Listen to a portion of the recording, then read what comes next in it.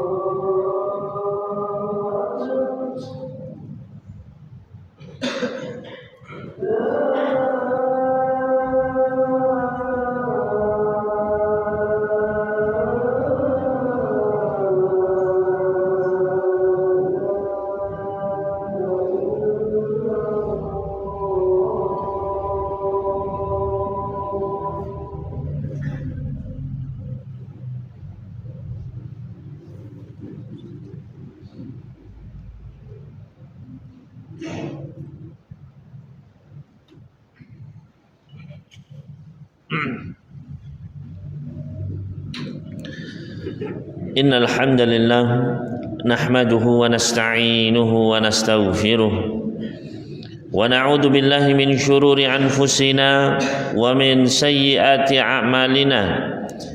Man yahdihillahu fala mudilla lahu wa man yudlil fala hadiya lahu.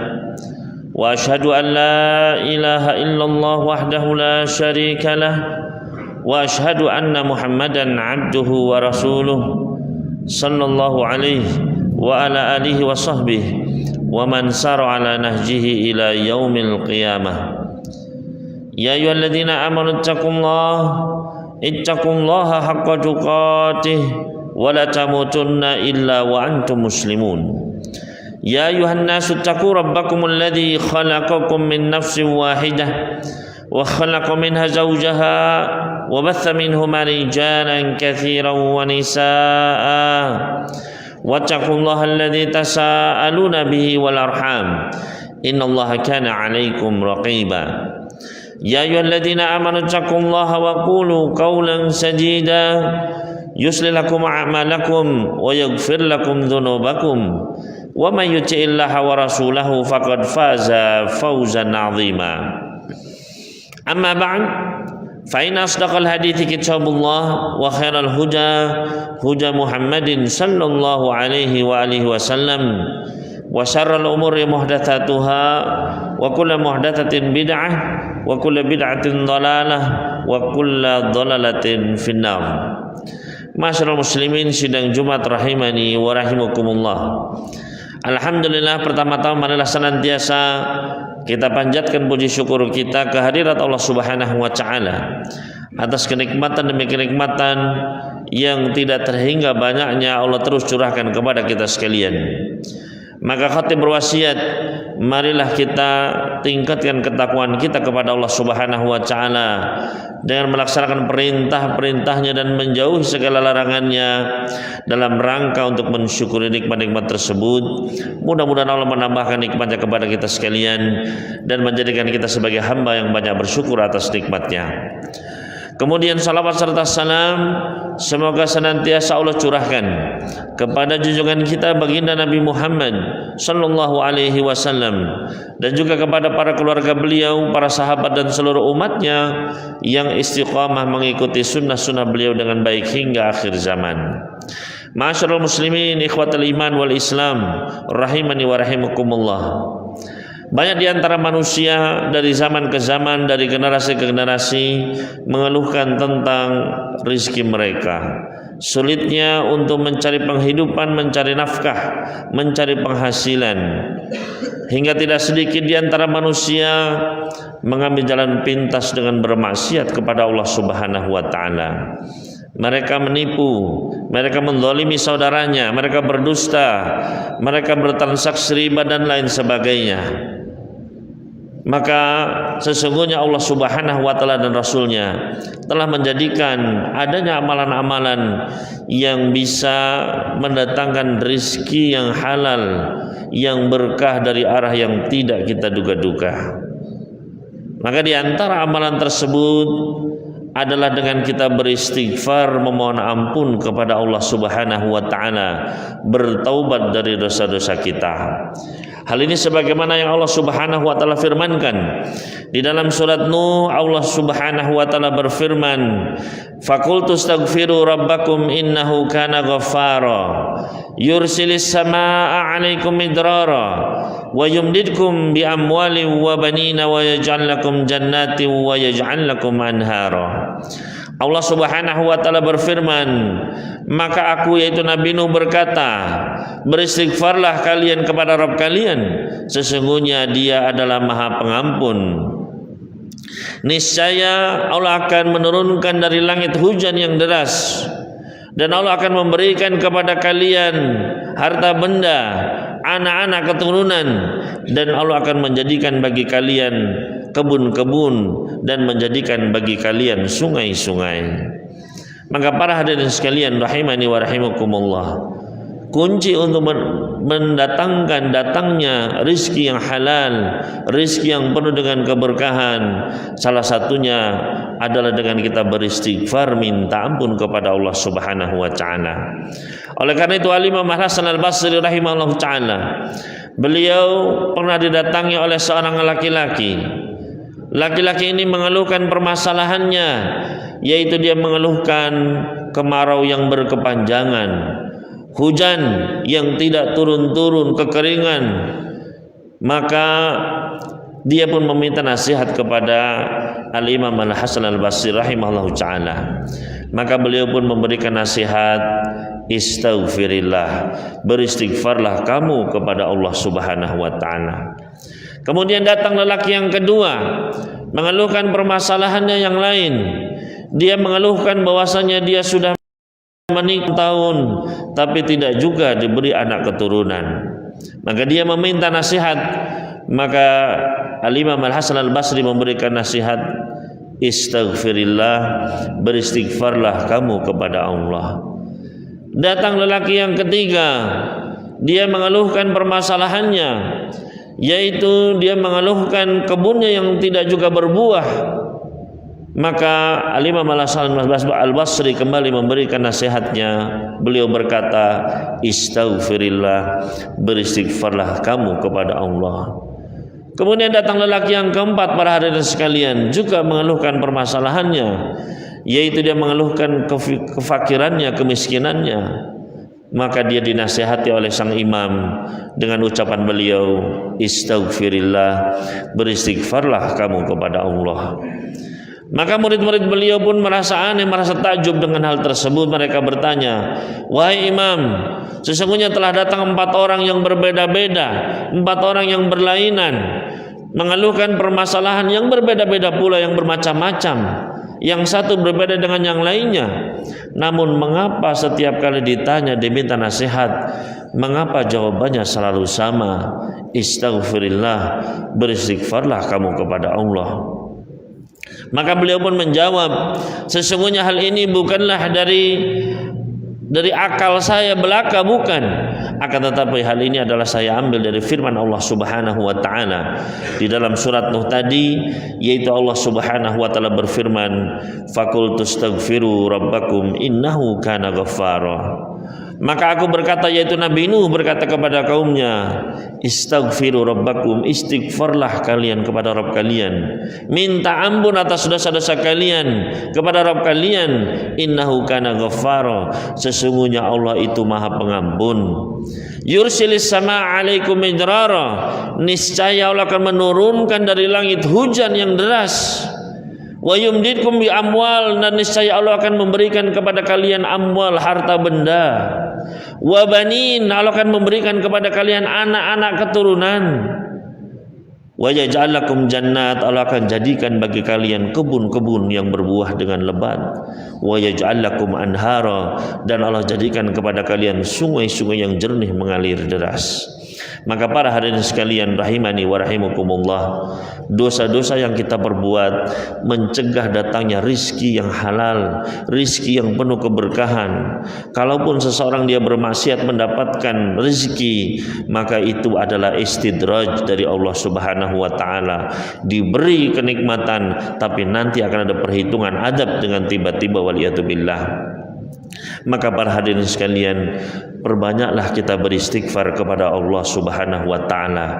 Karena istighfar bukan hanya bermanfaat untuk dunia kita, untuk rezeki kita saja, akan tetapi lebih dari itu, istighfar bermanfaat untuk akhirat kita, para hadirin sekalian. Nabi SAW pernah bersabda, tuba liman wajada fi sahifati istighfaran katsira. Beruntunglah orang yang mendapati di dalam catatan amalannya istighfar yang banyak sekali. Maka betapa bahagianya seseorang ketika dia dapati di dalam catatan amalannya banyak sekali ucapan istighfar. Bukan hanya setahun sekali, bukan hanya sebulan sekali, namun setiap jam dia dapati ada istighfar, setiap setengah jam ada istighfar, setiap 10 menit ada istighfar, bahkan setiap menitnya atau setengah menitnya dia dapati banyak istighfar di situ. Maka inilah keberuntungan para hadirin sekalian. Aku qauli qouli hadza wa astaghfirullah li wa lakum fastaghfiruhu innahu huwal ghafurur rahim.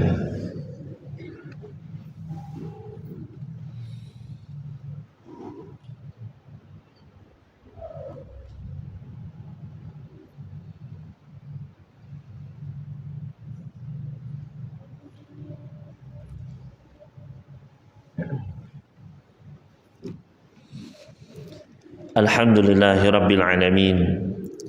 Wassalatu wassalamu ala tamanil akmalani ala al-mab'uthi rahmatan lil alamin. Nabiyyina wa rasulina wa sayyidina Muhammadin wa ala alihi wa sahbihi ajma'in wa ba'd. Para hadirin sekalian kaum muslimin rahimani wa rahimakumullah, istighfar bukan hanya bermanfaat untuk diri kita sendiri, namun istighfar juga bermanfaat ketika kita mintakan untuk orang lain, yaitu ketika kita memohonkan ampunan dosa-dosa bagi orang lain, apalagi orang-orang yang besar haknya atas diri kita sekalian, terutama adalah bagi kedua orang tua kita, apalagi ketika keduanya telah meninggal dunia. Ketika ayah bunda kita telah meninggal dunia, maka sudah terputus amal ibadahnya. Yang paling dinanti dan paling bermanfaat adalah permohonan ampun dari anak-anaknya. Nabi SAW pernah bersabda, "Idza mata ibnu Adam in qata'a anhu amaluhu." Apabila seorang manusia sudah meninggal dunia, sudah terbujur kaku, sudah dimandikan, dikafani dan dikubur di dalam tanah, maka terputus sudah amalannya, kecuali dari 3 perkara. Salah satunya adalah wawaladin sholihin yad'ulah, anak soleh yang senantiasa mendoakan untuk dirinya. Maka para hadirin sekalian rahimani wa rahimakumullah, istighfar yang kita mintakan bagi kedua ayah ibu kita itu adalah menjadi kebahagiaan, akan menjadi kebanggaan bagi ayah ibu kita. Nabi SAW pernah memberitakan hal tersebut di dalam sebuah hadis yang diriwayatkan oleh Imam Hakim dan yang lainnya. Nabi SAW berpesan, "Innal abda laturfa'u darajatuhu fil jannah." Sungguh nanti akan ada orang yang diangkat derajatnya tinggi sekali di surga. Maka orang ini pun bertanya, "Anna li hadza?" Dari mana saya mendapatkan derajat setinggi ini? Mencapai derajat yang tinggi sekali, mendekati para anbiya, para solihin, para siddiqin, para syuhada. Sedangkan orang ini dia merasa amalannya biasa-biasa saja. Dia orang biasa, dia bukan alim ulama, bukan ahli ibadah. Kalau alim ulama karena ilmunya, karena jasanya, karena perjuangannya mungkin naik derajatnya. Ahli ibadah karena banyaknya ibadahnya mungkin naik derajatnya. Namun dia merasa saya ini adalah orang tua biasa. Saya bukan ustadz, saya juga bukan ahli ibadah. Anna li hadza, dari mana saya mendapatkan kedudukan setinggi ini ya Allah? Maka apa jawabannya para hadirin sekalian? Qila, dijawab, bistighfari waladika laka, karena anaknya panjenengan, anaknya bapak, anaknya ibu senantiasa memohonkan ampunan untuk jenengan. Dalam sujud-sujud mereka, dalam doa-doa mereka, setiap hari tidak pernah kosong, setiap salat tidak pernah luput dari memintakan ampunan untuk ayah ibunya. Maka para hadirin sekalian rahimani wa rahimakumullah, khususnya bagi mereka yang sudah ditinggal oleh ayah ibunya, maka perbanyaklah istighfar, permintaan ampun. Rabbighfirli wa liwalidayya, ya Allah ampunilah ayah ibu saya. Perbanyak. Para ulama kita mengatakan laisa syai'un anfa'u lil mayyiti minal istighfar. Tidak ada yang lebih bermanfaat bagi seorang jenazah, bagi seorang mayit yang sudah meninggal dunia, daripada permohonan ampunan untuk dirinya. Maka marilah kita perbanyak istighfar, apalagi saat ini banyak sekali musibah, banyak gempa bumi, angin, banjir dan lain sebagainya. Semua itu tidak lain tidak bukan karena dosa-dosa kita para hadirin sekalian. Maka mari kita perbanyak istighfar. Mudah-mudahan Allah menjaga kita dan kaum muslimin dari segala bencana, dari segala keburukan baik dunia maupun di akhirat. Qala Allah Ta'ala fil Qur'anil Karim, innallaha wa malaikatahu yusholluna 'alan nabi ya ayyuhalladzina amanu shallu 'alaihi wa sallimu taslima. Allahumma shalli wa sallim wa barik ala nabiyyika wa rasulika Muhammad wa ala alihi wa sahbihi ajma'in walhamdulillahi rabbil alamin. Allahumma ighfir lil mu'minina wal mu'minat wal muslimina wal muslimat al ahya'i minhum wal amwat innaka sami'un qaribun mujibud da'wat ya qadhiyal hajat. Allahumma ighfir lana dhunubana wastur 'uyubana fid dunya wal akhirah. Allahumma ighfir lana wa liwalidina warhamhum kama rabbawna shighara. Rabbana atina fid dunya hasanah wa fil akhirati hasanah wa qina adzabannar. Wa sallallahu ala nabiyyina Muhammad wa sallama 'alal mursalin walhamdulillahi rabbil alamin. Wa aqimis shalah.